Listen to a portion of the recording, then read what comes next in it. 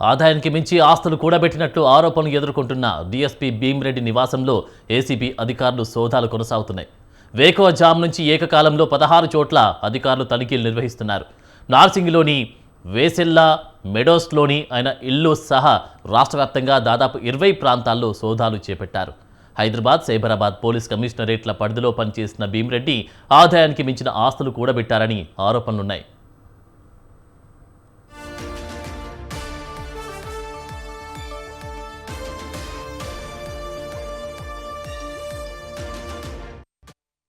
అనేక ప్రాంతాల్లో ప్రాపర్టీలను గుర్తించిన అధికారులు భీమ్రెడ్డి అక్రమంగా భారీ ఆస్తులు కూడబెట్టినట్లు నిర్ధారించుకొచ్చారు.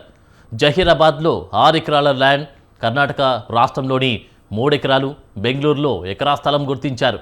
శంషాబాద్, గచ్చిబౌలిలో విల్లాలు, ఇబ్రహీంబాగ్లో ఒక విల్లా గుర్తించారు. భీమ్రెడ్డి ఇంట్లో కిలో బంగారు ఆభరణాలు, 40 లక్షల నగదు లభ్యమైంది. అలాగే ఆయన నివాసంలో కీలక డైరీని స్వాధీనం చేసుకున్నారు. ఆ డైరీలో ఆస్తులకు సంబంధించి 15 మంది బినామీ పేర్లను భీమ్రెడ్డి రాసినట్లు గుర్తించారు.